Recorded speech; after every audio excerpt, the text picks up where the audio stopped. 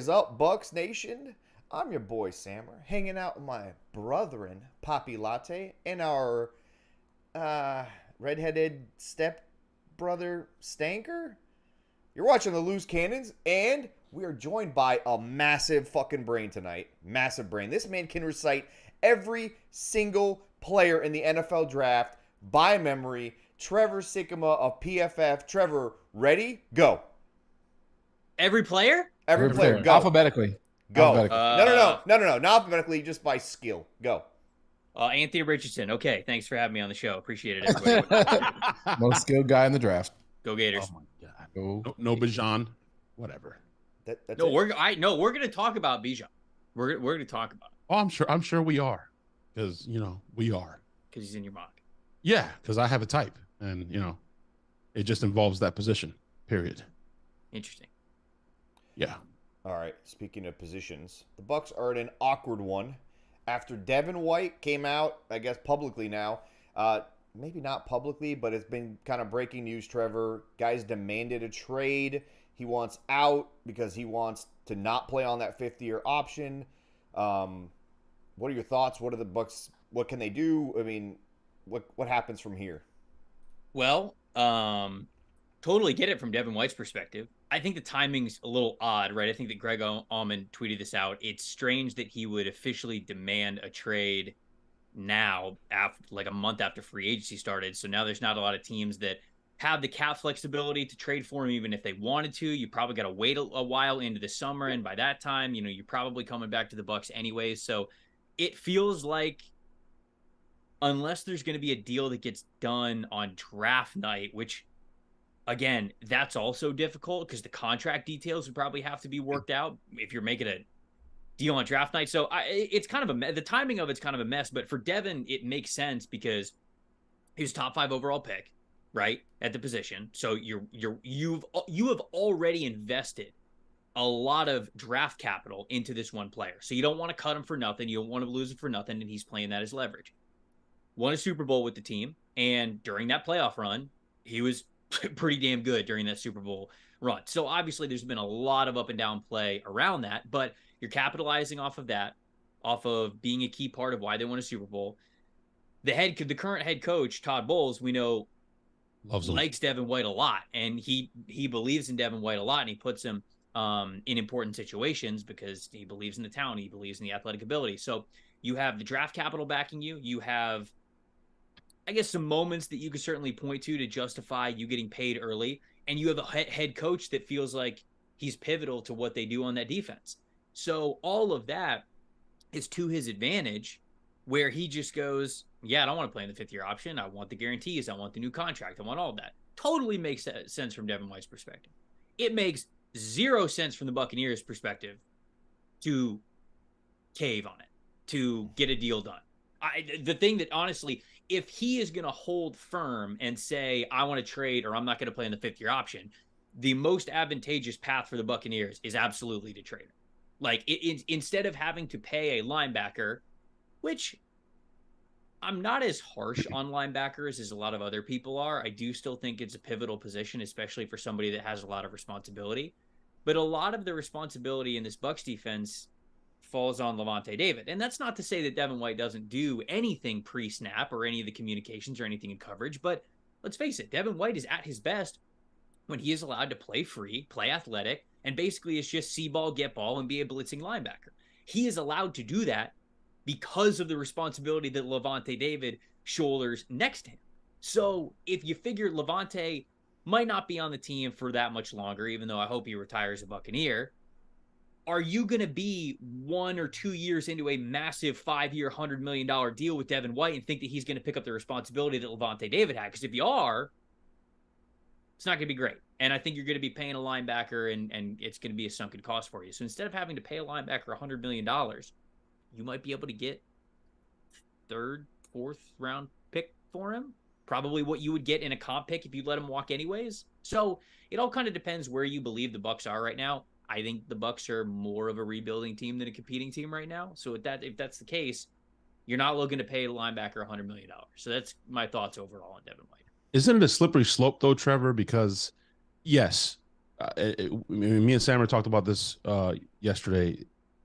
The Bucs have all the leverage, right? Because they can literally say, "Hey, we're not going to pay you, and we're going to hold you that 5th-year option, and we can tag you 2 more times."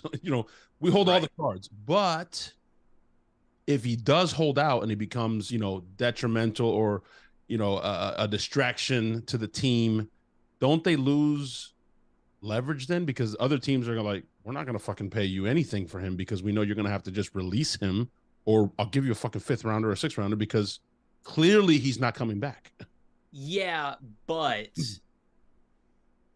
they might release him eventually, but it's not like they'd release him now. It's not like they'd release him this season. If he wants to sit and say, I'm not going to play on the 5th-year option, I think the Bucs would firmly be like, okay, fine. Just don't show up, take the fines. We don't have to pay the game checks. And essentially he would have to come back and play again anyway. Right, and he can just sit. So I don't think the leverage... And they could tag him after that, right? If they wanted to. Of course, yeah. So I don't think the leverage is that strong against them, even if he sits. Because I still think the conversations are going to go on, and I still think there's a lot of people around the NFL, a lot of defense coordinators, a lot of head coaches that would love a Devin White. And he is a super athletic linebacker. Like, again, when you allow him to play downhill, he brings you some value. You just need 1 or 2 players around him who are a little bit better back in coverage to free him up, to let him do what he does best. But there are still teams that would want that kind of a player, and especially teams that might be competing. So we've seen, I think, over the last couple of years, these teams that are right on the cusp of making the Super Bowl, they want to go all in all sorts of different areas. We started it. Fuck everybody. We started it. They don't want to leave any stone unturned. They don't want to get to the AFC Championship game or the NFC Championship game and go, man, if only we were faster at linebacker, we could have made the Super Bowl. Yeah, but Trevor, why? No team that's in that position is going to make that trade and then also pay him what he wants. It doesn't make sense. It's like we're not giving him a 5-year, give him a 5-year, $100 million deal. He's right. He's not their he's not going to be their number 1 linebacker, their captain on defense. He's going to be this, almost like a killer for hire at that point. What? I'm not going to pay $100 million for that. And I would agree. But it's also not real. The Bucs also aren't in a place to pay him either. So maybe, and that's why it makes the most sense for the Bucs to wait, right? They don't have to make a move at all whatsoever. And look, we know, technically you can't talk to somebody else. It's on somebody else's team. Come on. Stop. Right. We all know what happens. So you're basically playing free agency all the time. You're understanding what your market value is outside of the team that you're on. So perhaps even if he were to hold out, you get into a situation where you realize, oh man, all right, maybe no team's going to pay him $100 million, but maybe some team's going to pay him 60, 70. I don't know. I don't know what the number would land on. And at that point, you say to a team, give us a 5th round pick. We'll trade you Devin White instead of trading him to somebody else, and you guys can sign him to a contract that you're comfortable with. All of a sudden, Bucs don't have to spend a crap ton of money on a linebacker when they're not really in a winning window where it's advantageous, and they get a 5th round pick back. That's still, to me, more advantageous than spending capital on a linebacker when you're just not in a place where... Trevor, is there a scenario where he's still a Buck? Is there a scenario where he goes out with his agent behind closed doors, they test the market as, if the Bucs allow him to do so, and he comes back and says, man, I'm an idiot, or obviously he's not going to say that, but his agent's going to be like, listen, dude, you're not going to get what we're thinking. Let's figure out a way to either play under this 5th year and then come back to the table or keep negotiating throughout the season, or let's sign something a little bit smaller, get you some tiny guarantees, make you feel a little bit better about yourself, and revisit this again in another year or so. Like, is there a scenario where he is a Buck and he just kind of like humbled slightly by what I think his market value. I don't think he will get that number. I talked to Latte yesterday. Roquan is a better linebacker, and he didn't get the number he wanted. He got traded. The Bears said, "Fine, see you later." Ravens gave him $100 million, but it wasn't apparently what he wanted. On top of that, he only got $45 million guaranteed. Yeah, so $100 million can be whatever. I would take him. Wasn't homeboy that went from Buffalo to Chicago? He didn't get over 100 either, right? No, but I would take Roquan over Devin any day of the week. Yeah. And so you got to look at the guarantee money. It's one of those positions like running back that's a little bit devalued. But could he be humbled, and could there be a scenario where he is a Buck and they figure this out, or has it kind of hit a wall sort of?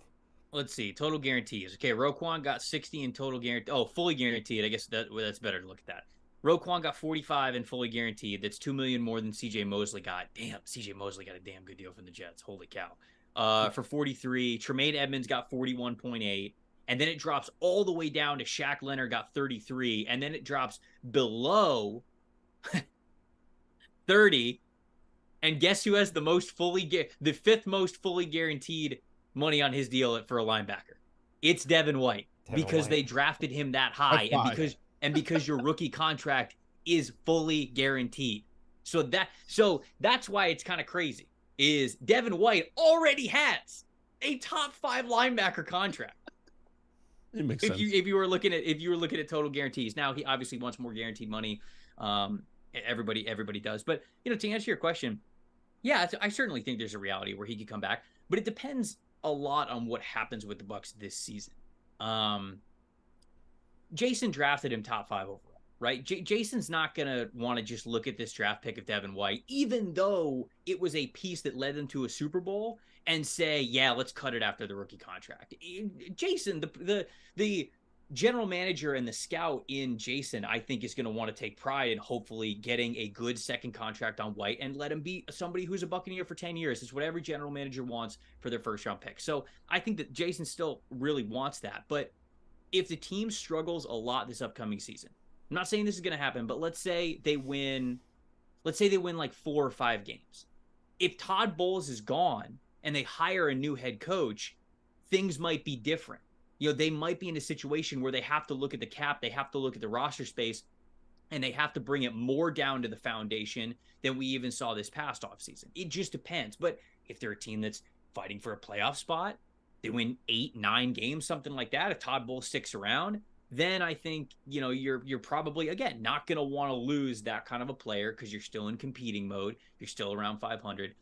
And it all just depends on what happens this upcoming year. But that's also exactly why I don't think the Bucs are going to want to have to get a deal done before they have to, especially if it's for the amount of money that Devin White is demanding. Unless he comes way down on those demands and the team believes they're getting a team-friendly deal or a deal that works out for both of them, it does not make sense for them to extend him this offseason because you just don't know where you're going to be next year. That's kind of my thoughts. Is that $100 million number based on what he said before he was drafted? Saying, he did say that. You better get me now on the cheap because after, my next contract, I'm going to want $100 million. Do we really know what Devin's demanding? We don't, do we? No, we don't. But, again, market. Hold on. 1, 2, 3, 4, 5, 6, 7, 8, 9, 10, 11. So Devin had a top 12 total money contract for an off-ball linebacker with his rookie deal. There's just off-ball linebackers just do not make a lot of money. It's crazy. Roquan got $100 million, I think, just so he could say it's a $100 million deal. We know that's not even half of that is fully guaranteed. Shaq Leonard got 98.5, but only 33 was guaranteed. Fred Warner got 95, then it drops to 85, then it drops to 72, then it drops to 57. Okay, so we're 5 linebacker contracts in, and you go from $100 million in total money down to $57 million in total money. Dude, by the way, you said Fred Warner. Stank and I talked about. He's not even in the same zip code as Fred Warner. Okay, I like Devin a lot. No disrespect. Right. Not even the same state. Fred Warner is a different cat, bro. Fred Warner is a $200 million fucking linebacker. Yeah, that dude's. He can do everything Devin can do and some. Yeah, if Devin's $100 million, give Fred Warner $300 million right now. Guy's different. Sorry. That's why it's like, if you went to Devin and said, well, certainly the Bucs would love to say hey, we'll give you, man, they wouldn't be able to do this. I'm talking about $65, $70 million in total money. Obviously the guarantee would be a lot lower than that. But even if you said 65, 70, that would put you at the 6th most money for an off-ball linebacker, which I think agents and players love to say ooh, top 5 money, ooh, top 3 money. So I think top 6, you probably wouldn't be able to get away with it. The sweet spot for the Bucs probably is $80 million. That's probably what they are thinking the sweet spot would be for Devin White, unless it's just way less than that. But I feel like realistically, I'm looking at it because $80 million would be more than Tremaine Edmonds signed for this past offseason. it would be top 5 money, but it wouldn't be close to Fred Warner, Shaq Leonard, and Roquan Smith, guys that Devin's not as good as. So that might be where the Bucs line is, although I'm totally guessing here. So that's just me overall guessing on what Trevor, this could be. what do you think of this in terms of like an arrogance or a selfishness side of things in terms of the way, because the current status, the state of the team, the salary cap issues, bringing it up now, trying to kind of force the issue. I understand. I've been on record tons of times. Players should totally get paid. Go get all the money you can fucking get, but within context. Like if this was a Fred Warner, if this was somebody that was, deserving of that money, absolutely put your dick on the fucking table. Hold on, Sam. That's a slippery slope. That's a slippery slope. Deserving. I mean, Devin thinks he's deserving. Every player thinks that they're the best player at their position. You can't. But there's a reality and a context to that, though. Yeah, but he's not. There's no way any player is going to the team like, you know what? Yeah, man, I'm more like 11. I'm cool with that. Especially Devin, bro. Like, come on, Devin is the fucking that alpha. He's just, and I'm not defending him. I'm just saying, no player is going to do that. I'm saying, how much does this act speak to like selfishness or arrogance on his part? I don't think any whatsoever. Personally, every football player says the same thing.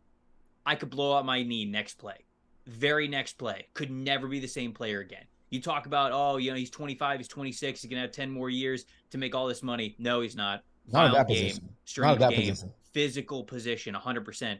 And that's why I started my answer to the first question was, I totally get it from Devin White's perspective. Now, the thing that I actually don't get the most is, why did you do this now? Which kind of makes me think that, you remember a month prior, like at the beginning of March, when he posted the Instagram pictures? This isn't new. This is a ploy. This has been going on. I think he demanded a trade then. Yeah, that's what I heard. I think he demanded a trade at the beginning of March. So we're discovering it right now, but I'm pretty sure his agent is smart. So they probably did it right before free agency. It just hasn't leaked out of the building because, I don't know, not a lot of stuff leaks out of one. They've been trying to come up to an agreement between the two of them, and this is just him or his agent's way of like trying to put pressure on them. And he did do it back then. It just, for whatever reason, it didn't run with the wind. I don't know why. So, the reason why it didn't was because, one, I think the Bucs are pretty good about being tight-lipped. I don't think there's a lot of people within that organization that are leaking stuff. I think that we have really good people who cover that team, you guys included, but it's like, there's just not a lot of stuff that's super important that gets out. People get little nuggets, but I think it's a pretty close-knit staff that's there. So I think that's why. And I think it's also like the whole conversation that we're talking about here. I don't think the Bucs are in a hurry. I think the Bucs were like, Devin White, he comes to us and he's like, oh, I'm demanding a trade. And they go, all right, we're going to keep negotiating with you, business as usual. And you're under contract for another year. And if it gets to the point where he says, I'm going to hold out, like 100%, like if he's like, no, I'm going to hold out, I'm done, then maybe this escalates a little bit differently. But again, I don't think it does. I think the Bucs hold all the cards, but I don't think it's selfish of Devin White at all whatsoever. They won their Super Bowl. They're changing quarterbacks. There's no guarantees. They could, depending on what happens this next year, they could be blowing it all up anyways. He's going to try to get his money, and he's playing the timing the way that he thinks that he should. And you know what? I don't fault any player for doing that. Trevor, you think that Bowles is on thin ice? This is this year, or he's done? Yeah, I do. Yeah, 100%. I mean, Trevor, he has dumb questions. Go ahead, though. It's not a dumb question. It's a hell of a question. He's alluded to it twice. He's alluded to the fact that it needs to happen this year for Todd twice. It's an obvious answer, though. Yeah. Is it though? This is a maker. This is no question. He has to win this year. Yeah. Not just because of the context of the situation, like NFL league-wide. It's also the Glazers' MO. Like, you have 2 years. If you don't get it done in 2 years, you're out. They're just moving on. You did win the South and take a team to the playoffs last year with a fucking washed up quarterback, and the team falling apart, offensive lines. Trevor, he was washed. Trevor, come on.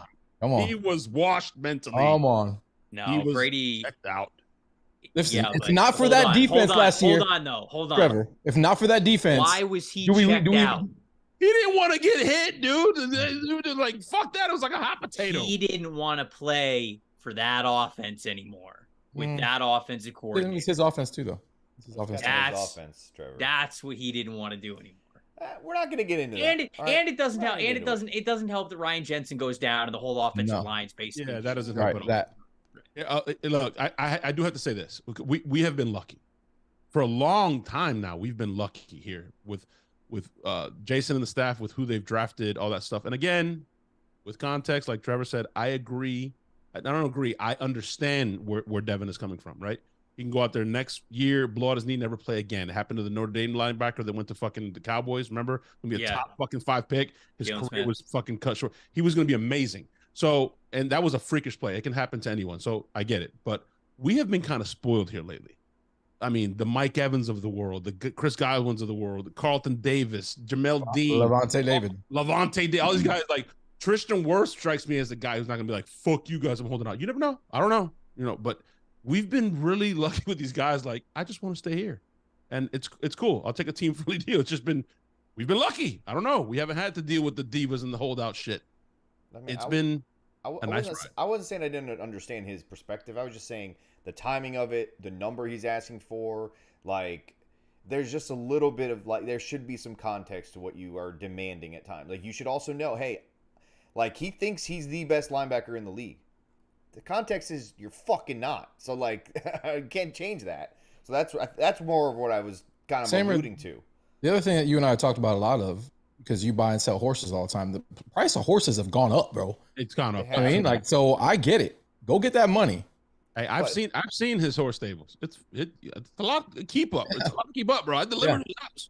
Hey, Rays are leading 3-0 in the fourth. What? No, shut up. That? The Rays are about to be 12. Hey, can you mute Latte for the first time? Mute him. Mute him for that Latte, shit. you bring up baseball again. It's like Tony Reale just slamming the mute You're button. off this show. Is that pickleball or something? What is that? Rays? Pickleball. Last undefeated team in the MLB, baby. All right, let's get to the hard-hitting shit. Let's get to talk about the ass slap competition. Yeah, let's do this NFL draft discussion. Let's talk about our mock draft discussion. No, before we do the mock draft, just this fat guy. Before we get into that, I was gonna have Trevor talk and give us like actual insight because we don't know shit about each of our fucking Bucs draft crushes. Obviously, everyone kind of knows what mine is. Latte, I'm gonna let you go first because I love your draft crushes every single year. They break your heart. You cry on my shoulder. Yes, you always cry on my shoulder.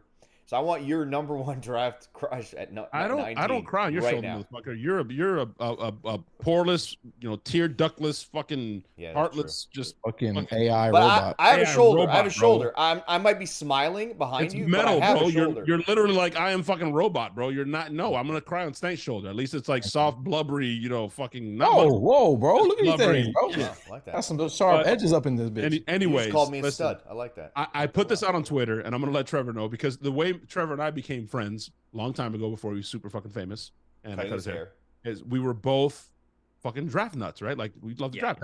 That's what you had to look forward to as a Bucs fan, okay?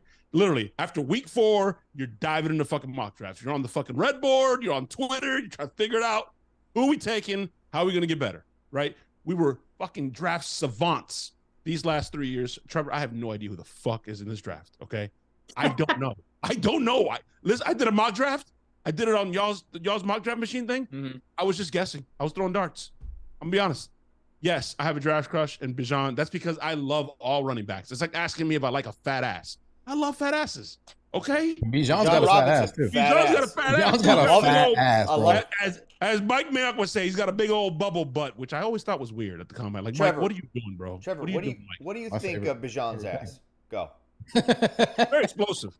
Very explosive. Would you slap Bijan's ass if you had the chance? I wouldn't personally. I wouldn't personally, but Wait, hold on, Trey. So you tell me you guys playing softball? He hits a home run. He gets back to dugout. You're not like, hey, good job. That's a normal thing. What do you mean? Right. Maybe a little bit extra, maybe a little extra cup. Hold it there for an extra half second, maybe. A little pop, Chris. A little pop. Now you're taking a little, you're taking a little too far. The context, that Latte was putting out there, like I could understand that, but now you're talking, the cupping, you're talking about leaving it there a couple of seconds. No, half a second. half a second. A couple seconds is weird, man. We're not, that's kind Yeah, of we're weirdos. That's what I thought you said. Yeah. We're not weirdos. No, So I'm going to start with my draft cut. My draft cut is Bijan Robinson. That's because every top running back in every single fucking draft from now until the end of time, until I'm gone and I'm dust and I can no longer be a fan of this team and talk about it, running back's going to be a fan of mine. Wait, isn't Clyde Edwards-Helaire available right now? He is available. He is. No, he's dead to me. Could the Bucs sign him and also draft Bijan? No, I'm done. Listen, Both your fucking girlfriends in the same state. Shut up! It's my mic. Bijan is my draft crush because I don't know any other. Him and Branch. That's all I know. Him and Brian Branch. I don't think, for full context, everybody in the fucking chat, I don't think the Bucs are going to take a running back. I love Rashad White. I don't think they're going to take one in round 1. Excuse me. Didn't Rashad White specifically say they could draft Bijan Robinson? I don't care. He addressed it on our show. Yes. Specifically, quote. He's Get just it. like, yeah, they could draft Bijan. I don't care. He came on our show and Sammer fucking just fastball right down the middle said, bro, I want to give you the opportunity to clear up some comments that may have been taken out of context. And he's like, no, I said it. I knew they weren't taken out of context. I needed him to fucking double down. That's what I wanted. Trevor, though, his crush. He could draft Barry Sanders in his prime. Doesn't matter. In the first round. I'm beating him in RB1, camp. So listen, my mock dress is Bijan, but my crush is Brian Branch. I'm there. But my crush is Brian. So Trevor, at 19, could the Bucs? I need you to paint the picture which the Bucs could draft, or maybe would draft Bijan Robinson at 19. And in my defense, before Trevor goes, all the tackles were gone, bro, and so was Branch. We're not doing your mock draft right now. We're just doing the crushes. I want him to try to paint a picture for each of these crushes to possibly be there at 19 and be the pick. I think he's going to like my crush. No, I think that there's a chance that Bijan is there at 19. I don't think they take him. Obviously, if it's a good football player, they clearly have not necessarily cared about traditional positional value, right? We just talked about Devin White being a top 5 overall pick. They drafted OJ Howard in the top 20, right? Like when they think that they have a good football player, they're going to take one. They trust their scouting eyes and they're just trying to build the best football team. So when you look at Bijan Robinson, shoot, I would tell you, and Mike Renner, who's our lead draft analyst, he said this and I completely agree with him.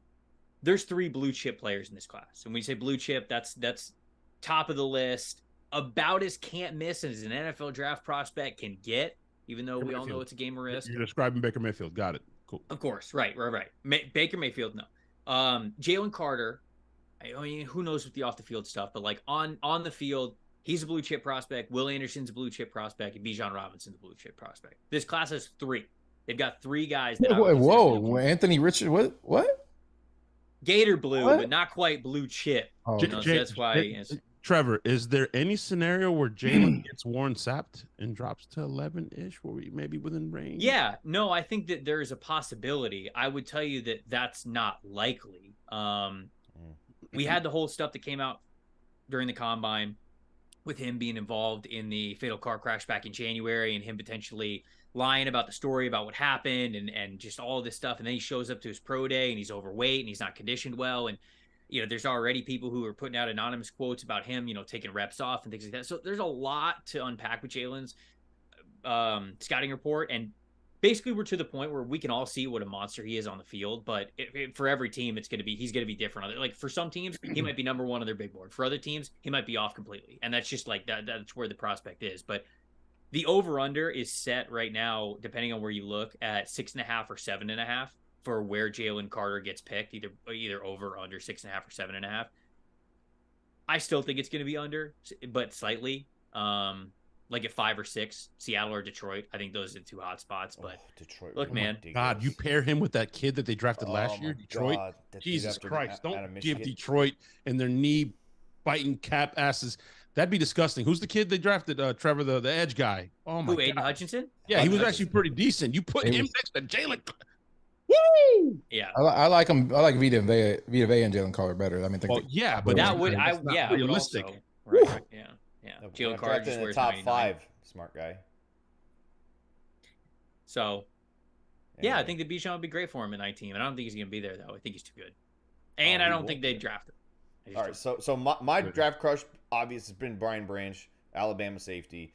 Dude I think he's plug and play, fits multiple spots across the board with the Bucs and Todd Bowles. Crazy versatile. I want to hear what you think about him, Trevor, how he fits, if he's there at 19, if he's absolutely the pick, or if they would move down and take someone else. Go ahead. I love the way you say versatile. I have Thank nothing you. against it. Nothing. Thank you. Fuck, I appreciate fuck that. you both. Beautiful. Well, Brian Branch is also one of my favorite players. I think he is. He has one of the highest floors of any player in this draft class. Comes from a Saban defense. He's so smart. He knows what he's doing. He's instinctive. He's one of the most reliable tacklers. I think he missed like 2 total tackles in 3 seasons at Alabama during his contributing time, which is pretty nuts. You know, he's labeled as a safety, but he's a nickel defender. Like, he's going to play in the slot. He's a slot defender for you, but he's got the size and strength to match up against some of the bigger slot options, because we're seeing the NFL use big wide receivers, use tight ends in the slot all the time, but he's also instinctive enough and really good in press to be able to match up against some of the shiftier guys as well. He has really good anticipation, really good instincts. Bucs obviously have a massive need at slot corner now with Sean Murphy-Bunting gone, and I think some people would have said, like, oh, Sean Murphy-Bunting was too hot and cold anyways. But you have Carlton Davis on the outside. You have Jamel Dean on the outside. Neither of those guys are... Well, I guess Carlton does have versatility because he can shadow cover guys. Like, you could say to Carlton, go guard their number 1 wherever he lines up, and he will do that. But he's not somebody who you're playing 2 outside receivers and you're like kicking him inside just as a traditional one-off slot player. That's where Brian Branch could definitely come in. And, you know, before the combine, I would have told you that Branch did not really have a chance of getting to 19. He's too good of a football player. But then Graded out bad, yeah. Yeah, I'm pulling up the numbers right now just so I can have trust the tape, percentiles though, to it. Trevor. You got to trust the No, tape. no, Yeah, 100%. I'd be tape. drafting this dude in the top 20. Wouldn't be thinking twice about it. But, you know, 5'11", 190, okay, that's fine size. I mean, he's a little bit light for a safety, but like I said, he's a nickel defender. It doesn't really matter. The arm length is fine. It's over 30. Again, it's a corner. It's almost 31. The 58 or the 4.58 40-yard dash was super surprising to me, and then only a 34.5-inch vertical. Like, I feel like this guy was way more explosive, way faster on tape. So I'm trusting that above the combine numbers. I would draft him in the top 20. He's exactly what the Bucs need if they were looking to round out their secondary. And again, just think he's a damn good football player. So if he's there at 19, he should be on the board for him. We happen to have a head coach who kind of likes that position, right? A joker guy can do it all. Yeah. Well, a head coach that may or may not have played that position. May or may not. Now, the only reason why I maybe would say they might not draft Branch is because Winfield Jr. does play the slot. Like, he is that safety not nickel anymore. hybrid. But Todd came on and said, we're not moving him anymore. Right. Period. Oh, is he only playing single high? He said it twice that he would like to. He would like to. He said we're not moving him anymore. He's just Maybe too good. Like He's whoever. He's too just good too good back at free. there. He's like, I want him to focus and really. He said he can do a lot. He can do it all, right? But he wants them to be elite at one position and not move. I love it because I also love Ryan Neal. Holy cow, what a steal! Oh, what a steal, bro! Jason Light is just in his bag. He was in his bag with that one. That's Shaq Barrett 2.0. That's a Shaq Barrett signing right there. That's good. Right. I think Ryan Neal is one hell of a football player. Speaking of Shaq Barrett, tomorrow night. Yeah, The plug. So yeah, they need a slot guy then. If they're not moving Antoine Winfield at all, then yeah, Brian Branch should be perfect. Stank? Ooh, that's it. Dude, Can Neal do it? Secondary. Can Neal do it? I don't know. No, I thought Neal had a little versatility to him too. Let's check. Obviously, he's a great. I love him as a downhill strong safety. Let's check. But I think if you look at kind of what Light's done over the last few years and what Todd likes to do on defense, like they like to have multiple guys in that secondary. They like to have that amoeba-like, ability back there. And Jason, even though he'll sign a safety and a linebacker and a defensive end, he'll still go and draft the same players. He kind of like doubles up. Not sure why, but it does seem to pay off. So, and I know he had a bad year, but is McCollum an outside or inside corner? Outside. He's got to be outside. He's too big. He's too tall. tall. He's not either, actually. You can't have a player that tall playing in the slot. It's fun to think about, but you have to turn so much when you're in the slot because you're giving guys two-way goes because they have space. That asking a taller corner to flip his hips that quick, it's not a good ask. Ryan Neal last year, 330 snaps in the box, which is basically like strong safety, 227 at free safety, and then he did play 102 snaps at slot corner. So he's very versatile. Yeah, they said He's he super had versatile. some versatility. He's played against faster receivers. He's coming against the run. He's done all of that stuff. So I feel like they could still double up and have two What the hell's going on? jokers. Stank, listen, put your hand against your camera so it'll focus. Already Yeah. did. All right, Stank. As soon as he started saying Against. against, my camera just said bye. What Trevor? is There's your, nothing wrong with the way we say against. yeah? What's the So problem? so Elon came. Scott Yeah. Reynolds as a right agreed. He said, no, I see nothing wrong. Sure. Stank. Scott's wrong. Yeah, Elon came on last night and did a Twitter Spaces, and that's how he says it as well. Against. He said it like 30 times, bro. I want to throw my fucking phone. Okay, give me your draft crush. My draft crush, Anthony Richardson. probably even less likely than either of theirs. I like Zay Flowers, bro. I love that kid.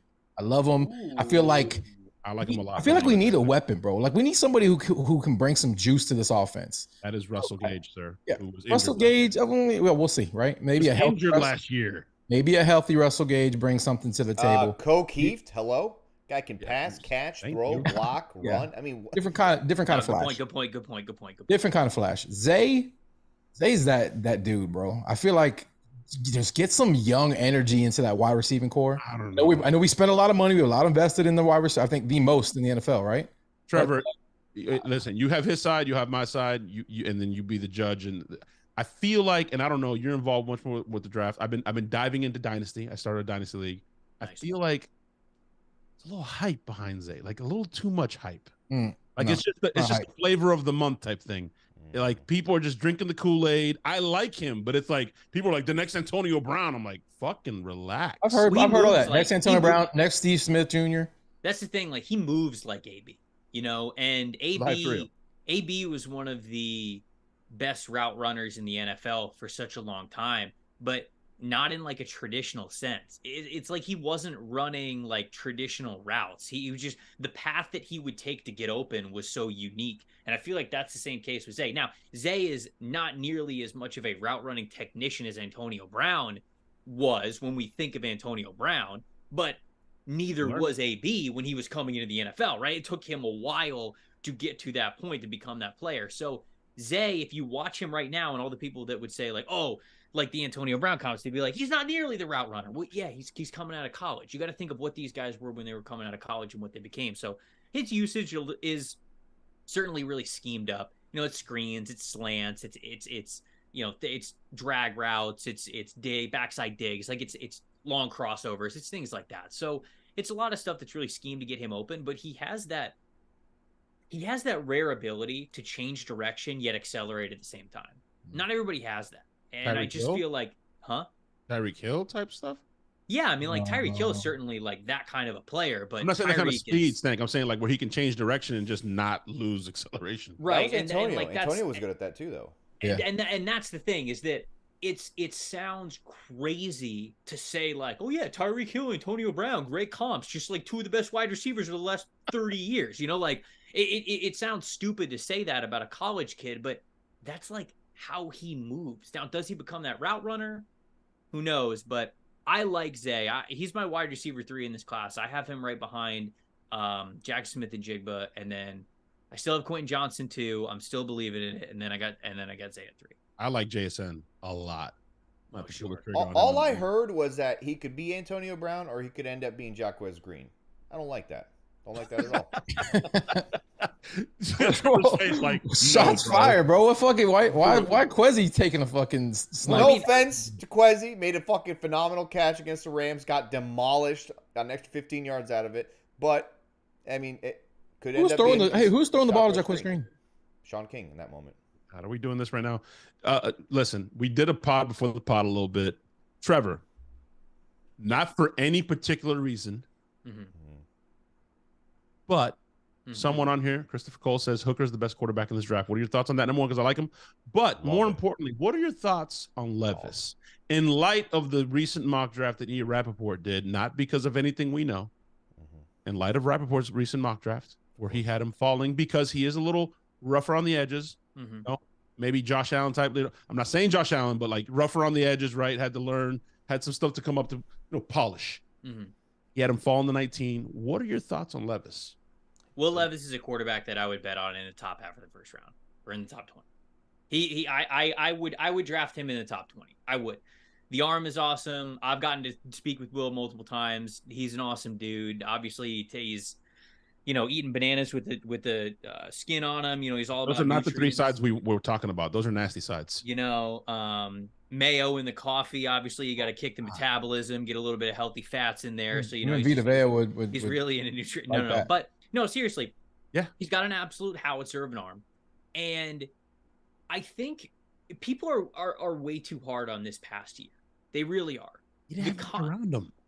The context of Will Levis and his tape from this past year is really, really important because last year's tape looked a lot better. And that's when he had a stable running game, a good offensive line, at least Wan'Dale Robinson to throw the ball to, a good defense behind him with some good talent, and he played well. And guys, it was his first year as a starter. It was his first year as a starter. He didn't start at Penn State, and people are like, it could beat out Sean Clifford. It's different in every situation.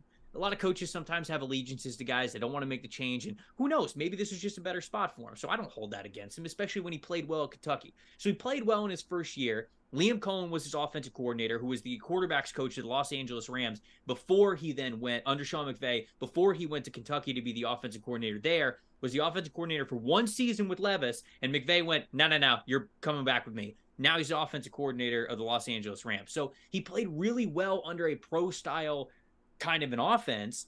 And then this past year, guys, I watched a lot of quarterback snaps. Nobody had a worse cast than Will Levis. Nobody.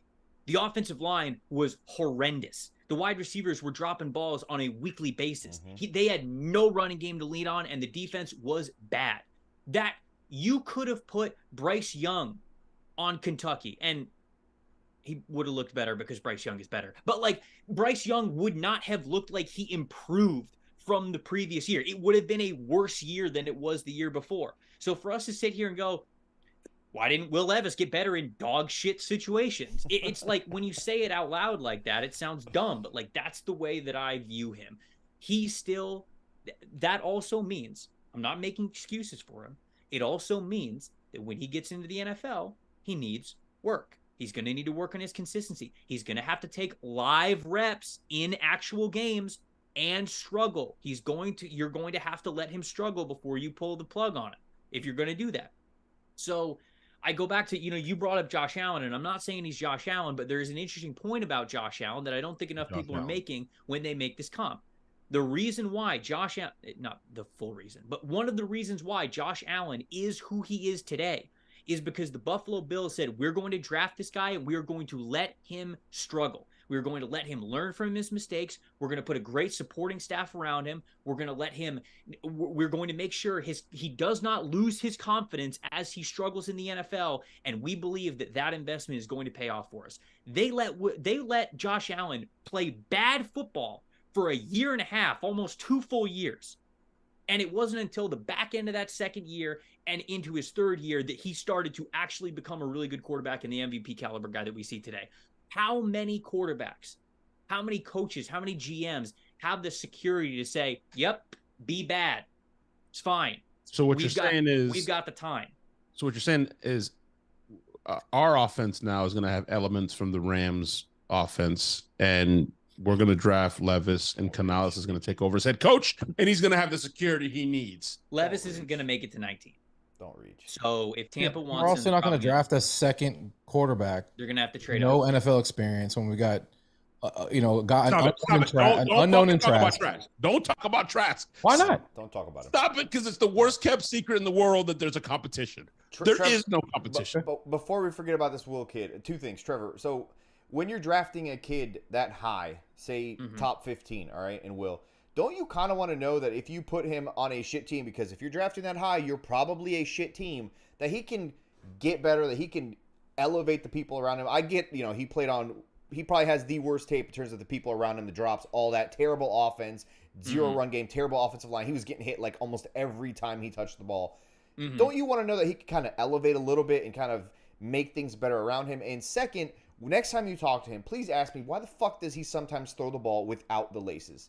Why? How is that a thing as a quarterback in college? How does that happen? To show off. He doesn't need the laces. That's what he's doing. Don't they do drills sometimes, Trevor, so you can be able to throw the quick screens? They do. No. He's throwing bombs without the laces, and he's pointing to the press box and winking at the scouts. That's what he's doing. No, look, of course, we would all love a quarterback who is able to make up for bad situations. But I would tell you that Will Levis elevated his team last year. There's only so much that you can take. There really isn't. And look, if Will Levis made chicken salad out of chicken shit from last year's Kentucky team, we would be talking about him going number 1 or number 2 overall. But I don't think we are, because he's not there yet. He's not there at that point. You know who is? Bryce Young. That's why we're talking about him going number 1 overall, because he is already that caliber of a quarterback. Doesn't mean Will Levis won't be, but it does mean that if you plopped him into a less than ideal situation right now, he might struggle. But that's, again, like Josh Allen, it's not to say that won't be in there. So we don't want to get carried. I kind of hate doing this because we don't want to get carried away with the Josh Allen example, because for every one of Josh Allen, there's 50 other quarterbacks that were of that same profile that did not pan out. Anthony so Richardson. You have to be careful. Got it. But it's not to say it's impossible. Jameis Winston. Who is that? How dare you, sir? I get PTSD when I was talking about Levis and listening to you, because we're like, he had no running game and he had no defense and he had no help. It's not him, because I said that for 5 fucking years. You and I had so many conversations. Jesus. Over haircuts about you just going. I walk in the door and you're just like, brother, what are we doing with Winston? What's going on? What's gonna happen? What's going on? Trevor, who's your draft crush? Done with him. Yeah. That was my next question. Who your draft crush is? Oh, who is my draft crush? It's literally the name of the episode. For the Bucs or just overall? No, for the Bucs. What? I don't give a fuck who the Pittsburgh Steelers are going to draft. Come on, Trevor. Well, I mean, like my draft crush overall in the class, since I cover this nationally as a whole, Sammer. No, that's not what you're here for. Is what's your Twitter handle? My that's true. I forgot. No, you're right. Until it's PFF ASS Trev, you're talking Bucs. You weren't supposed to break that on the show. Yeah.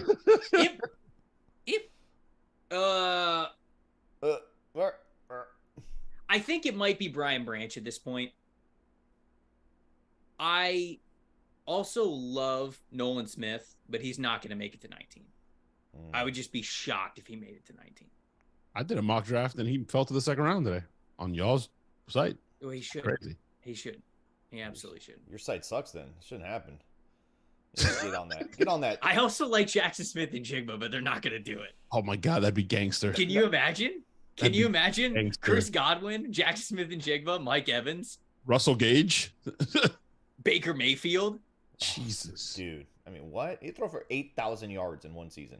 It would happen. Yeah, it would happen. So I think the realistic one's probably Brian Branch. All right. Speaking of PFF, I love your website. I'm a subscriber. I will say that right now, Trevor. Absolutely love it. Go ahead, Latte, before we do our mock draft. I did a mock draft and I used Sammer's login. I wasn't going to pay. I was just sorry. I appreciate it. I shouldn't have told him that. Now he's going to be like Netflix. He's going to cancel our account. Way to go. No. So no, it's already canceled. We're all crushing on Branch, right? What are your thoughts on the real versatile tackle from Tennessee? I've seen him mocked a couple times to us. Scott. Oh, Darnell? Yeah, we can play right. I mean, they should, if he's on the board at 19, they should pick Darnell Wright. 1,000%. Like, I don't know a player that's going to be on the board realistically at 19 that would be a better option for them. This dude is perfect. He can play right. He can play left. Is a straight. Well, you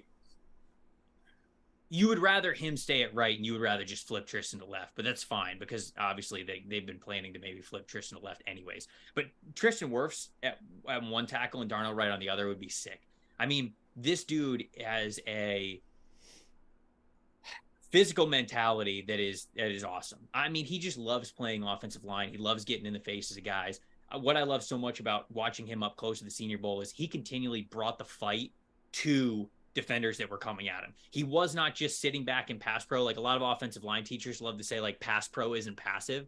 And he is the embodiment of that. Like, he will certainly take his kick slides and get vertical, but as the offensive linemen or the defenders are coming at him, he will straight up just punch them in the chest. And I saw it happen at the Senior Bowl, and so many of these pass rushers were just like whoa, wait a second. Like, you're not supposed to do that. And then by that time, he's got the grips inside and the rep is over. Like, it's not fair. You can't touch me. It's football, dude. Right. And he's also super battle tested. Went up against Will Anderson, went up against BJ Ojulari, went up against so many different. Right. Went up against Nolan. He went up against so many different pass rushers this past year. And he's not just brute strength either. Because you listen to him at the combine, and he had some fantastic quotes. And Brandon Thorne, he's one of the best at breaking down O linemen. He had him for a film breakdown interview on his Substack, which is great, and everybody should go read. But he basically talked to Darnell Wright about how he approaches different pass rushers. And the way that he explained how he prepared for all of these guys and how he practiced for all these guys, like, it's not just, show up and, I'm better than the guy across from me. Like, he is not only super talented, former five-star offensive lineman, has the athleticism, has the strength, has the body control, all that stuff. He has that, but he's also super smart. So you have that, you have the mentality, you have everything. If he is available at 19, the Bucs should pick him. Sounds like Kobe Bryant as an offensive tackle is what you just said. Yeah. Wow. Hey, just to backtrack a little bit, we had a super chat earlier from Pelagic Computer when we were talking about Devin White, and he said he's glad you brought up Dead Man Walking as a possibility with the head coach. Todd might be in love with Devin, but a new head coach might not be. And then Pelagic also said his draft crush is Anton Harrison. Yeah. Can you speak on him, please? I also like Anton Harrison a lot. Like, Paris Johnson Jr., Broderick Jones. The kiddie pool of prostitution, and I took BART, the public transit. That'd be. What are you watching over there, Stank? You're not even fucking part of our show. What are you watching? That's the Joe Rogan podcast. Just the Joe Rogan podcast. What are you watching? I was switching over to my PFF How thing. did that even come up? Public prostitution. You're gonna get Trevor canceled for real. So JRE, we bro. have a guest. We have a guest here, and you're watching another podcast. No, while I you're was on switching the back show. and forth No, he's from gotta- our he's chat, He can't and I waste had minutes a day. my top He's gotta 100. watch the podcast while he does the podcast. What the fuck? Are you serious right now? He's watching the Joe Rogan. Dude's listening to a podcast while we're doing a podcast. What the fuck? Oh, just gonna leave him clip mute. this shit. Clip this. Are you This is going kidding on me? Twitter. I mean, Trevor, Latte, it's obvious at this point. We have to he's cut gotta him. go. We He's got to gotta cut go. him loose. He he's clearly has demanded a trade. The cat's out of the bag, Yeah, guys. he demanded a trade earlier in the Trade day. him for Devin. Trade him for Devin. Straight up. Devin would be better. We can open up the show with Trail Ride. No, I'm not paying Devin $100 million to come sit on here and not know anything. but- Anton but- Harrison. Anton Harrison. Anton Harrison is a good offensive tackle prospect. What I was saying was Paris Johnson Jr., Broderick Jones, Peter Skoronski, Darnell Wright, they get talked about a ton. Anton Harrison should be talked about within that group or just right behind him. Like, I still think he is a first-round worthy offensive lineman. He's been the starter at Oklahoma for the last 3 years. He's super experienced. You know, they tried him over at right tackle as well against UTEP this earlier this season, and obviously he's a lot more comfortable at left tackle because that's where he's been playing the last couple of seasons. But dude, I think that his approach to pass protection is really nice. It's similar to the way that we viewed Charles Cross last year, the offensive tackle from Mississippi State, where the pass protection profile was better than the run blocking profile, but that's fine, man. He doesn't play with. Yeah, I was a little concerned about the play strength going into this year, but I felt like a lot of those concerns were alleviated this year. So I felt like he rounded himself out and he rounded out his scouting report really, really well. So Anton Harrison is I think that he makes up the big five of the offensive tackles, and I think far too often it's talked about as a big three or a big four with the offensive tackles, and I think it should be referenced as a big five because I think Anton Harrison should make it 5 offensive tackles in the first round. Fair enough. I got one for you, Trevor, because you're the draft guy. This is the last one I got for you, unless he's going to grade our drafts. I was going to have him grade our drafts. Then this is the last one I got for you because people tune in for Trevor as well because you're a draft fucking genius, right?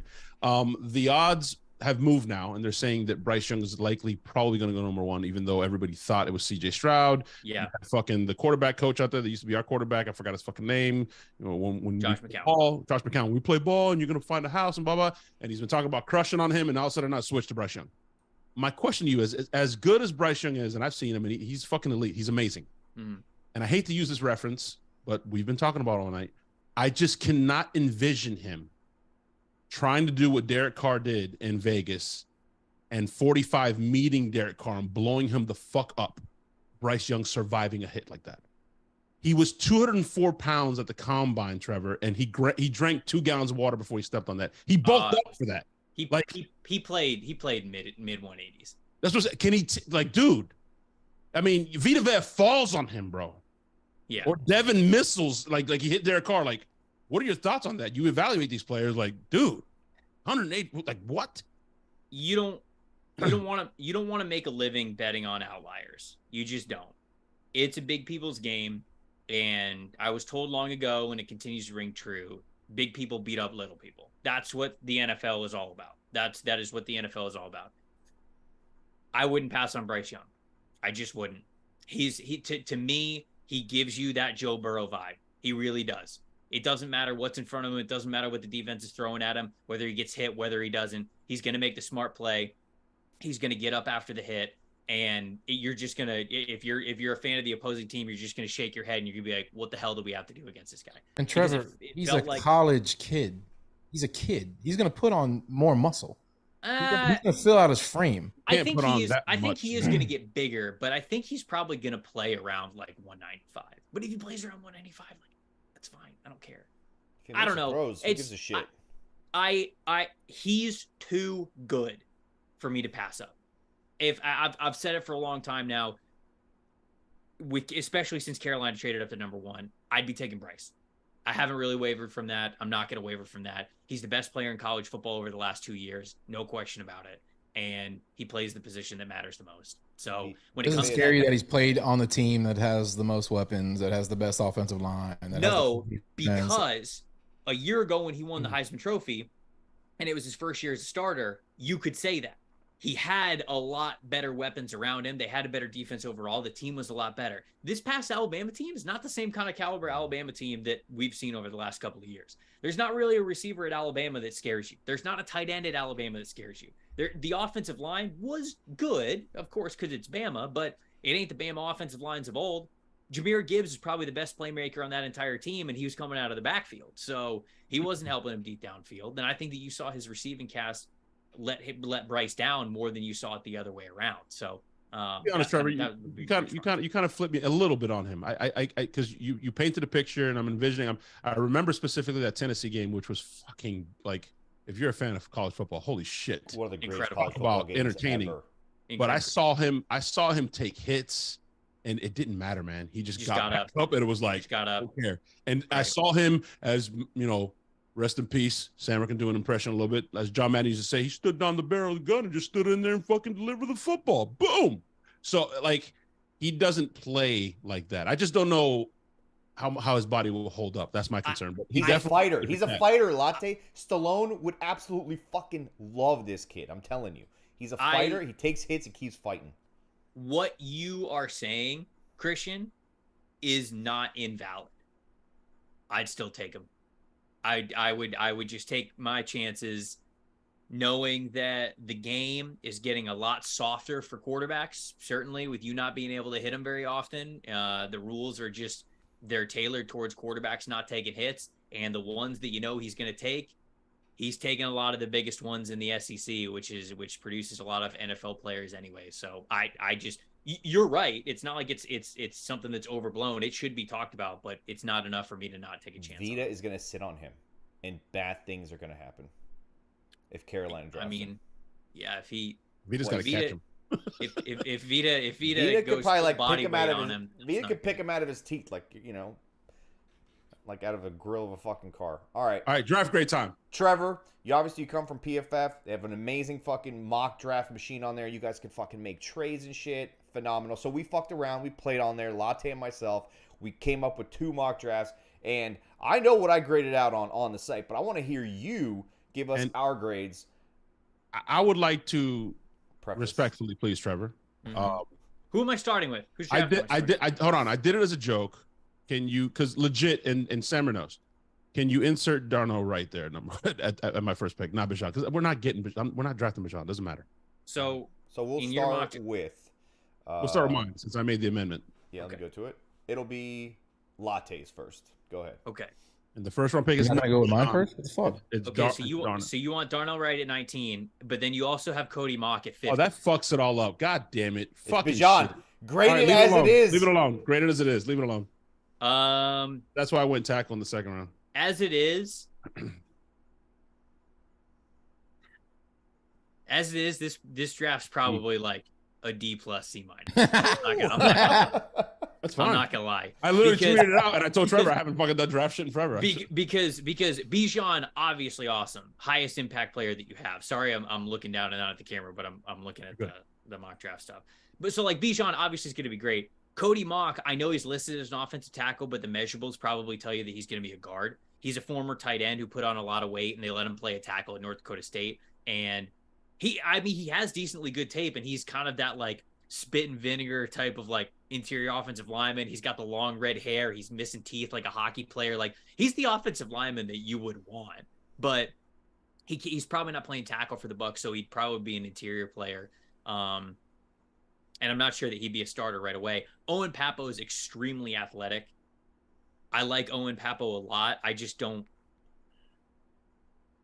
like, he would definitely be the Devin White replacement, and I could see that going fine for them. So I don't necessarily hate that. I just wonder if 82 is a little bit rich for it because he did struggle in coverage. He's more of just an athlete playing linebacker than a true linebacker who is athletic. Jay Ward's experience, but he's slender of a safety, and he's, for as much as he's got good run instincts, sometimes he misses tackles just because he's trying to go always make the huge hits on guys, and he whiffs on more tackles than you would want. But I know that that's pick 153, so you're a lot further in the draft. Nick Broker, they tried to play him at tackle, didn't really have the length. He's probably an interior player as well, so him and Cody Mock probably interior guys only. Jackson Player, haven't watched a single snap of him. Don't know him. Don't know who he is. Okay. I guess maybe Mike Renner, because Mike Renner does all the stuff for the mock draft. You're missing out. According to Latte, you're missing out on that guy. Maybe I am. Latte, you talk about you're not Trev, the draft guy. You drafted somebody that I don't even know. So I've heard he's a fucking player too. I've heard he's an absolute player. Dude, like legally, he is a player. According to my sources, I went deep in there in the Dude, draft. When this guy's a Hall of Famer, I'll come back on the show. Yeah. When this guy's a Hall of Famer, come back on the show. Yaya Diaby, I like him a lot. Big-bodied, athletic dude who can play on the edge. Noah Ruggles, a kicker from Ohio State. Okay, it's a kicker. It's fine. Like, I can kick, and extra points. You've seen it. It's fine. Thank you. Ben Sims, tight end for Baylor. Again, just a special teams player. I mean, he's probably going to be a special teams player, but pick 252. It's probably what you're getting anyways. Doesn't matter. So yeah, C minus. So before we do mine, I'm gonna preface it a little bit. I pulled off probably the greatest draft day trade ever, getting out of 19, moving down to 27 with Buffalo, somehow gaining 59th pick on top of that. I mean, what a fucking steal! Great fucking general managing on my part, obviously. Right? It's really not fair because you talk to Jason Light every day on the phone, so this is kind of not fair. You saying I'm cheating, bitch? Is that what you're getting at? Yeah, right pretty now? Much, bro. Pretty fucking much. You and Jason go get like coffee at Starbucks at the same time? All the time. Talk a lot. I mean, I wouldn't say all the time. You're going to the office, he's going to the office, and you guys just meet at Starbucks. Trevor, hold on. They carpool, Trevor. Hold on, Trevor. Hold on a second, Trevor, because this jealous motherfucker right here, this butt hurt motherfucker right here is talking shit. Because Sammer's Jason's best friend. I'm like Jason's cousin. Okay. I literally cousin could be good or bad. I need a fucking Taylor, and I'm like, Jason, what? I need your you got a line on Taylor for me, bro? He's like, bro, he's got to take care of you. Go. Like, we're family, bro. And so Sammer, this dumb idiot with the glasses over here, he's out of the circle. He's been out of the circle, and he's sour about it. Jason has yet to apologize for punching me in the liver. Last time we saw each other, he punched me really hard. You really hard for saying stupid shit on Twitter. I'm a dick rider. I don't dick ride. You deserved it. No, we don't. All right, Trevor. Let's go ahead. Let's go ahead and break mine down. I'm interested in how you react to that amazing trade. Obviously. Okay, so you traded. Put your draft thing up so you can see it. Back with Buffalo. You're giving Buffalo Devin White? No. Is that what happened here? No. I traded 19 Devin for 27 and 59. your mock draft machine on PFF accepted that trade gladly. It said 75% will accept the trade. Boom. Made it happen. Greatest general manager of all time. I don't want to fucking take that away from Jason, obviously. I want to be a nice guy. This is not fair. I don't want to compete with you, bro. But I somehow I moved down because I didn't think I wanted to reach for my next starting left tackle, which I didn't in my mind. So I'd like to know your thoughts, obviously, on this draft. This one's B+ or A- for sure. Getting Anton Harrison at 27 is obviously fantastic, but even if you got Anton Harrison at 19, I would love this draft because of what I talked about with Harrison already. I think he's a plug and play type of left tackle.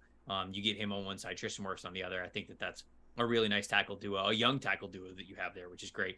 Drew Sanders at 50. So is Devin White still in the fold here? Basically, my thinking was I will get rid of the problem that I have with Devin White down the road, but I'm going to draft his replacement now, and I'm also going to take care of that left tackle void and not have to worry about moving Tristan Wirfs. Got 2 phenomenal tackles teamed up. And I kind of, that's where that linebacker. So I like the Drew Sanders pick a lot, no matter what, because if he is a Devin White replacement, then it's certainly while Levante David is still there, Drew Sanders is a player who is a former edge rusher at Alabama who transferred to Arkansas because he wanted to play off-ball linebacker. He played off-ball for the first time this past year, has a ton of speed, a lot of sideline-to-sideline stuff, good length. When you ask him to rush the passer, obviously he's got the pass rush experience because he played edge rusher at Alabama for a couple of seasons. So Trevor, he also had 11 sacks on the blitz alone last year. Right. No. Like That's in ridiculous. That downhill linebacker role, this is a really good player that you would want next to a Levante David. And even if you still had Devin White, if you're drafting Drew Sanders to be able to play as your Sam linebacker, he's literally already played on the line of scrimmage before. So like that's a really easy selection for Tampa where they currently are. Christian, do you want to say something? Your face was. I feel like the meme with John Travolta. When the fuck did Sam become a freaking draft expert? First of all, Lati, you see that this is Sammer's 2.0. The last 3 years, none of us have paid attention. Now all of a sudden, you fucking do homework for 2 weeks. I've been doing homework. Me out the dry. Last night. Yeah, last night he's like, "Hey, do a mock draft after you prepare." We all know that this isn't his, bro. We know he copied this off of somebody, bro. We do know I that. didn't copy, bro. No, I did not This copy. Is fucking bullshit. How do you know he had 11 sacks? You're over there doing research. You just asked me to. Hey, I did research. Damn right. Yeah. It'll rank it for you on the thing. He played edge at Alabama. He shows his pass rushing skill when he's asked to blitz. This guy could easily slide in, help the pass rush with the Bucs. Now that Shaq Barrett might not be there week 1, you got this guy fits perfectly. Todd loves to fucking be exotic. This guy's got exotic written all over him. You see what's happening here, don't you, Latte? You see what's happening? I see. This is set me up to make me look like shit. I put out a meme draft, right? No. And Sammer's out here doing 2.0 and shit. Fat guy, a weapon, a fatter guy, a dog, a weapon, thrower, a weapon, a dog, a kick guy. All right, I mean, like that's an A. That's an A, no question. Thank you. Why don't you put that full screen? Put that full screen, bitch. Stank. We will go to yours. I promise. I'm just having him finish mine. We'll go to yours. I promise. So Garrett Williams, I like Garrett Williams.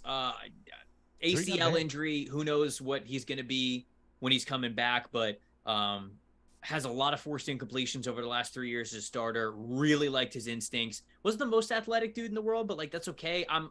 He's more of an outside corner than he is going to be like a slot guy, so he doesn't necessarily solve the slot problem, but he's a good corner, and you're getting him in the 3rd round. You don't often draft good corners in the 3rd round, so I still like that. Even if he's just a depth piece for him, they're going to need it. Chandler Zabala, again, injury history might be something that holds him back, but could be certainly has the profile when he's healthy to be a starting caliber guard in the NFL. He's just got to stay healthy. Keaton Mitchell is one of my favorite running backs in this draft. Super small dude, comes from ECU, but very explosive, has a track background, is a sub 11-second 100-meter dash kind of a guy. I mean, this dude can absolutely fly for you. He brings the juice out of the backfield. He could be a nice receiver for you too. He'd be a great spell to Rachaad White. So I like the Keaton Mitchell pick. Broderick Martin, good pull here, Sammer. Good pull with Broderick Martin. Thank you. This dude is like 6'5", 340. I mean, he's an absolute house in the middle. Plays nose for Western Kentucky. You're not going to get a lot of pass rush out of him, but if you're looking to replace some of the beef that they lost from last year's team, this is the way to do it. You get him as a rotational guy. They lost Nacho. They didn't Akeem Hicks is gone, right? Akeem Hicks is not coming back. Well, he hasn't been re-signed. He's not. Right. So you lose Nacho, you lose Akeem Hicks. You need to get more beef. So I like that pick there, even if he's probably not going to be contributing super early on. Ventrell Miller, good special teams player, good thumper of a linebacker. Stank knows him. Played at Florida for a long time. Got a lot of reps on him. He only put a Florida player in there because you were going to be grading the draft. I've had him in multiple mocks. I like him. I like him. And he's a good special teams player. You know, anytime you're past 150, you're looking at depth guys and special teams guys. So I like that. Stetson Bennett, massive wild card here. Love it. Massive wild card. He's a dog. Hey, how would Stetson and Baker get along, you think? Oh God. I mean, dude, they bully Kyle Trask off the roster. Like, damn right. Oh, calm down, bro. Don't talk about QB1 like that, bro. Don't talk about QB1 like that. They would biff him, bro. They would biff him. They would straight. And then Stetson and Baker would actively prank Kyle every day at training camp. You don't talk about Kyle McFly like that, bro. Hey, bro. They need to draft Stetson just for that. I'm sorry. They have to. They have to. And then sorry, Trevor. Jonas Deck was asking if you can post the link to donate to the Arians Foundation. I'll drop it. I'll drop it in the first comment at the end of the show. I promise. And then Anthony Bradford, the guard from LSU. I think they tried to play him at tackle a little bit, but he's not a tackle. He's just more of like a heavy-handed, heavy-set guard. He plays. From what I have seen of him, and I have not seen a lot, like he's got some balance issues, but like when he's upright and he's got his feet underneath him, I mean, nobody's moving him. He's just a big and powerful offensive guard. So nice guy to have as the depth. Probably won't be a starter, but I don't know. Nice guy to have in the depth. But Trevor, what do you think, honestly, of Stetson Bennett being added to this quarterback room? I know a lot of people hate on him being a little bit older, smaller, all of those things. Dude just fucking wins games, though. I can't overlook that. And if it's at that point in the draft where he's just like right there, bring him in. Have him and fucking Baker run pranks on track. It doesn't matter. Sammer, we can relate, by the way, to that last player. I mean, he said, when he's upright, it's hard. He's an immovable, absolutely. That's why I drafted him. I can relate. I only draft guys who stay upright and hard. At all times. At all times. That's kind of why I drafted Stetson, honestly. Stetson Bennett, Trevor. Look, Stetson's, I don't know. He's fine. I like Stetson, bro. I love the guy, dude. He's never going to start for you. What? Excuse me? Excuse me. Why? Tell me why. Explain to me why. Honestly. Tom Brady was drafted in the 6th round, sir. The dude wins, man. I can't overlook that. I can't state that enough. He just wins. Are you saying that Stetson Bennett is the next Tom Brady? I'm saying we don't know if he's the next Tom Brady. I don't pass judgment. I don't know. Here's the thing. I think Stetson got a lot better this year. I think that he deserves credit for being a good college quarterback this past year. Doesn't have NFL arm strength, in my opinion. Doesn't have NFL athleticism, in my opinion. Doesn't have NFL size, in my opinion. You don't work for a draft place. Doesn't have respect for authority, just like Sammer. Wow. Oh, whatever. I think he can buy the cops and shit. Yeah, I see why Sammer. Look, you know what you described? You know what you described to me? You described Ryan Griffin. And I'd rather have him, because Ryan Griffin's on the way out. I'd rather have Stetson on this team to bully Kyle Trask for the next 4 years, and he can collect an $8 million. You shut your whore mouth about Ryan Griffin. Don't talk about Ryan Griffin. What's wrong? Hey, he's the get back coach. He held Tom Brady get back off the fucking boat, right? No problem. But that ship has sailed, sir. We are in a different era now, different chapter, different book. Okay. What was Stetson? Do you remember that movie with Seth Rogen, and he has that terrible? He has to like live next to the frat house, and it's the two douchebags. Yeah, and it's the two fucking douchebags. Homeboy, Zac Efron, right? Yeah. So it's the two douchebags who are like bullying him the entire movie. That would be the quarterback room if we had Stetson and Baker with Trask there. They would just nonstop. Stetson. Do you remember that movie, Sammer, that when they had the Robert De Niro party? These shoes? Oh, yeah. Yeah. This music. Hey, Trevor, just curious, where did you have Kyle Trask rated? We're not talking about 2 years ago, man. What's wrong he's with you? He's potentially a QB1. I want to know where Trevor. He is not. Look at Trevor's face. He's like pretty low, Stank. Pretty low. Yeah, he's not a blind gator like you. I've said this before. I might have even said this on this show before. I didn't really understand the Kyle Trask pick when they made it. He's not an Arians. He's not an Arians quarterback specifically. So to draft him in the Brady era for an Arians system never made sense to me. He doesn't have that kind of velocity on his arm. He's not that kind of a thrower. He's not a tight window guy. He's a touch pass. He is a up the sideline. He is kind of like a much more pocket passer, not really a mobile dude. So he's just now in whatever system they're going to run, like post Arians, because now obviously Arians Dave is not Cojones system. Right. Like whatever Canales' system is going to be. Cojones. Like, Cojones. Sorry. Apologies. Whatever his system's going to be, maybe it's different, but I never liked the pick when they made it. I thought they overdrafted him. I thought it was never a system fit. We have a superstar in the house, Willie Beeman. If you know, you know. Okay. And Willie Beeman just said Stetson might have that Minshew factor. I like the fucking comp, bro. I do. Because Stetson's going to win. And I'm sorry, Minshew. Is that actually the real Willie Beeman? Minshew's a carnival act. Is that Jamie Foxx?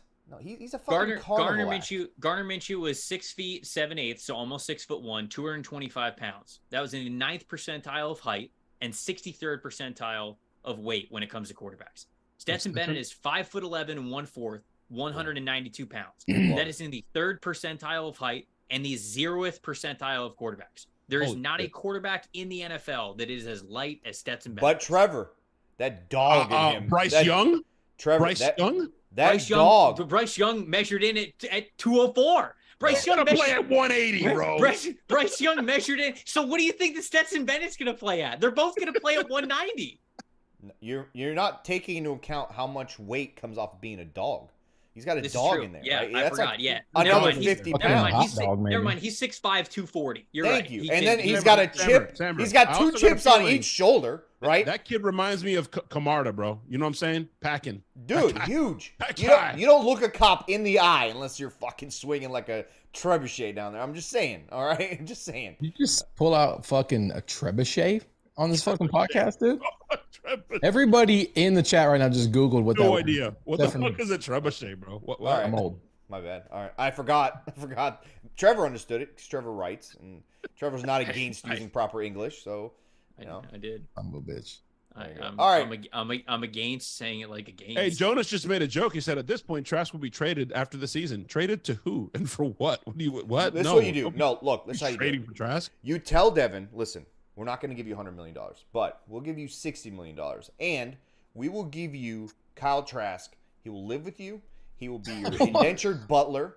We don't do that anymore, bro. You can't just give people away. You're not allowed to do that, Sammer. You're not allowed to do that anymore. You can't have indentured servants? No, that's canceled, dude.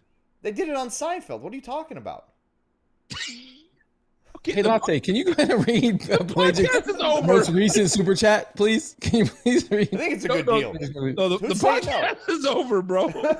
Hey, you gotta do my mock draft, bro. I'll fucking spend time on this shit. It just says fat guy. Fucking... Yeah. All right. Yeah. Here, read them off and let Trevor react to each one of your dumb fucking. All right. 19. Trevor, obviously at 19, our biggest need, we're slim, bro. Like the fucking lunch lady at $1, she's not gonna have anybody to feed. So clearly at 19, we need a fat guy, right? We just got rid of a bunch of fat guys. No, yes. Okay. All jokes aside, yes. You're not wrong. Aside, all right, round 2. We need a weapon, bro. I don't know if you've noticed, but we got some old shit on this. That's pretty wide open, though. That's pretty wide. Is it a defensive weapon? Is it an offensive weapon? No, a weapon means an offensive guy. Like, I don't know. I mean, it's really early for a guy like Deuce Vaughn. I'm thinking maybe like 5th round, 6th round for a guy like him, because that's another one of my draft crushes, by the way. But yeah, a weapon, somebody who slid out of the 1st round, can fucking, put some juice on the field. Zay Flowers ain't gonna be there at 50, but hey, a weapon. Yeah, and then in the fucking 3rd round, more fat guys, a fatter guy, because Yeah, you're not gonna get like a fucking blue chip pass rusher in the 3rd round at 82. So it's got to be somebody with girth. Yep. Somebody just nasty. Can't teach girth. Sloppy, right? Move on to the 5th, bro. 5th round. This is my favorite pick, a dog. All right. If we don't draft a dog in the 5th round, I promise you I hit that pick right there. Is that to replace Devin White? Because Devin White is a dog. Yeah, Devin White's off this team, obviously. Okay. According to you guys, he's off this team, even though I think cooler heads will prevail. He'll probably end up crawling back into Jason's offense and apologizing to the Glazers for, making a mockery of shit. I feel like that's Devin's only move. 6th round, where am I? I completely lost my train of thought. Another weapon. Yeah, maybe there. That's where Deuce Vaughn fits in. You know, I know he kind of fits, pass catching back, can do it all. He's got a little fucking juice. I like a guy like that. 6th round, a thrower. That's where, we need another thrower, but we got 2 throwers on this team right now. You don't add a 3rd thrower. So is Stetson Bennett? Does Stetson go here, or does Stetson go at a dog? He would go at a dog, I would assume, right? Yeah, or a weapon, possibly a weapon. Yeah. He's both. That's what makes him special. He's both. I'm sure he's carrying a weapon. He could actually be all 3 of those picks. He could be all 3 picks in the 6th round. Listen, you think a midget you think a little ass quarterback? First of all, Kyle Trask like 6'7", you just said midget. Don't back it up. You said Trevor, you know what you're signing up for. Podcast is all over. Right. Where am I? Okay, next one. We need another weapon, another dog, and a kick guy. Right? We always Jason Light always drafts a kick guy. We know that we're going to get another kick guy in this draft, and I probably hit the good majority of these. A kick guy. Yeah, bro. We didn't. What's going to be funny is you have to save that, after their actual class, like put their class next to your. You're gonna hit. And I bet the hit rate's like 70%. High, real high. And that's only 1.0. I haven't even done my 2.0 yet. Wow. Okay. Yeah. Yeah. I also hold on. Wait a second. Hold on. Yeah. I'm gonna give my guy Christian some benefit of the doubt here, because it says Poppy Latte mock draft 1.0. 1.0. And then it says Sammer's mock draft 2.0. Yeah, no, like I said, bro, this guy's been cheating. And he told me about it last night. Like, hey, do a mock draft. I texted He's you like, about Stink, the day I told you to before. do a real mock draft. He never said that. I texted you the day before because I'll send you 1.0, Trevor. You'll come back and be like, hey, this is a fucking B-, B+ at best. Whatever. Trevor, you gonna join us for the draft for a little bit? Or are you gonna be? No, you're gonna be too busy. Never mind. Why are you gonna be on NFL Network, bro? I'm on the desk for PFF's draft show.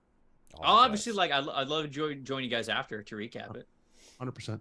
Yeah, we're not doing that. We're gonna be on the air for like 9 hours. We're not gonna. No. I also didn't mean like immediately after. I mean like in the weeks that follow. Yeah. Trevor, I will say this: we do have some rules, bro. I know you're not used to this kind of professionalism, but if you come on this show during the draft, he won't. Your woman needs to bring you a big, beautiful plate of something. I think barbecue, obviously. I don't know. She needs to feed you and bring it to you while you're on the show. Okay. Sammer hasn't been able to pull that off. Me and Latte every year, bro. Our beautiful wives come in, they feed us, they wipe our mouths. We just get showered with. Trevor, he's not kidding. You can ask the people in the chat room, and you can go back and watch the show. My wife came in, and it was a Happy Gilmore moment. She was all dressed up, from some chicken wings. Fed me. She even dipped them in the blue cheese for me. I had to get keyboard there. It was beautiful. It was beautiful. As I did the show, right? It was just right here in the background. That is a Happy Gilmore moment. Can you do that on PFF, Trevor? No, you can't. Yeah. Not at the desk. I'll be on the desk. Tom Brokaw here. I'll be on the desk. Hey, you know what's gonna be great? You know what's gonna be great when Trevor's like, we gotta go to commercial. The Bucs just picked. I gotta jump on the loose cannon, give him 30-second hit real quick. Yeah, right. Trevor, you're on the desk. You can't just hop on a Zoom call. Well, I'll be back on the desk. Trevor Sikkhema, Tom Brokaw. Is that what I sound like? No. When you're on the desk, when you said on the desk, I was like, this motherfucker. He's better than us. One last question before we let you plug yourself. What? No, we gotta go. No, last one for Zach. I got a hard in. All right, I got you. What does Trevor think of Dante Stills of West Virginia? Oh, Jesus. Oh my God, bro! If I see that name one more time, Zach, I swear to God. I agree. It's always been by himself, guy. No, it's his cousin or something, right? His nephew or cousin? I think Dante's fine. I think he's good. I think he's like a pass rushing, one gap kind of an interior defensive lineman. I don't think he's going to be. You probably don't want him two gapping. So obviously, like next to the Bucs, it's funny because this class you have a lot smaller interior defensive linemen, like these faster, more finesse interior defensive linemen, and you say to yourself like, oh yeah, they could be good on the Bucs because they get to play next to Vita Vea, and so. It is funny that I think a lot of these smaller guys have a chance if they're drafted by Tampa, but still is an experienced dude. I know he's been starting for a while at West Virginia. So I think he's still probably just like a mid-day 3 pick. It feels like somewhere around the 5th round, but maybe a team likes him a little bit more, makes him a priority day 3.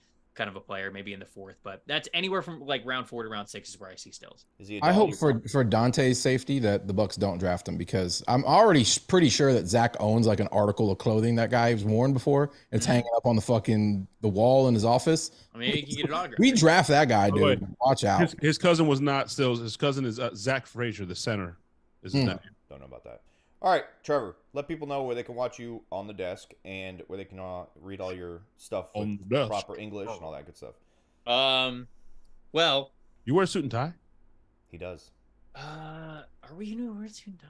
On the desk, you have to. Blackboard, It's yeah. kind of like a broke-out. I mean, we are on the desk. No, Pro Football Focus, everything at pff.com and PFF's YouTube channel. Also, for your NFL draft fix, myself and Connor Rogers, we host an NFL draft podcast called the NFL Stock Exchange. We're having a lot of fun over there, doing our final rankings, doing our final mock drafts, all that good stuff over the next couple of weeks. So, yeah, those are all the spots. Oh yeah. Sweet. Trevor, thanks for hanging out, man. We did ours. This is the last one. Just one answer. Who'd you take in your last mock draft at 19 for the Bucs? We never asked you that. I thought you said I Branch. don't remember. Dude, I've done so many mocks. I don't remember. What are you on? Like mock fucking 30? Dude, I do at least one mock draft every week, either for our podcast, either for written or as a guest on somebody else's podcast, or like a collaborative mock, whatever. I'm doing at least one a week. Is And that the so fun- you can say later, like, I had him there? If you go back and Yes, look yes. at mock 31.7. Right. Yeah. Well, if you follow my work, you would have seen I had him there the whole time. back Yeah. in February. You should just, you probably won't do this because it would end your career, but you should do a mock draft every This year. show? Where, no, not This this show. show- This show's elevating you. You have no idea. We're showing that you're versatile, all right? Yeah. So Sure. Yeah. what I was going to say is Versatile. you should just Versatile. move a guy Against. down a spot every single mock and just do that across the board just so you cover every possible fucking base. Just all of it. Be like, hey, I got them all right. I'm pretty sure over the course of mock drafting for this cycle, I have had Darnell Wright, Anton Harrison, Nolan Smith, Lucas Van Ness, Dalton Kincaid, Michael Mayer, Branch. Bijan Robinson, Probably Branch. All right, Branch. yeah, Branch for sure. Deontay Banks before we knew what was going to happen at corner. Joey Porter Jr. before we knew what was going to happen at corner. Joey Porter Jr. does look like a Bucs corner. Like the I size, length. have had all of those players mocked to Tampa at some point. That's like 15 mocks. Elijah Cansey. So we started the show and you declined my challenge, but we're going to end the show with you just rattling off draft names. I just did. He just No. did. Just did. That was for the Bucs. I want you to I'm not going to sit here. Go and down rattle the off list. I only every knew name two I of can those think names, of. bro. I only knew two of those names. I want to fade off into the sunset with you just rattling off fucking names. Bro. Ready? Hey, Set? we need you. Hey, listen. We need you to do Trevor's version, Trevor's version of Bubba and Forrest Gump. Barbecue strip, Yes, fried that's strip, it. and we just fade off. We just fade Go. off with the players' names, bro. I promise. I'll end the show like 35, 40 players in. I promise. 40 players in. What the fuck, bro? Like, You Bryce got to Young, end it within CJ 20 Stroud. players. All right. Floor Bryce is yours. Young. Ready? Go. All right. Bryce Young, Will Levis, Anthony Richardson, CJ Stroud, Hendon Hooker, Jake Hayner, Dorian Thompson-Robinson, Tanner McKee, Jahmyr Gibbs, Bijan Robinson, Sean Tucker, Keaton Mitchell.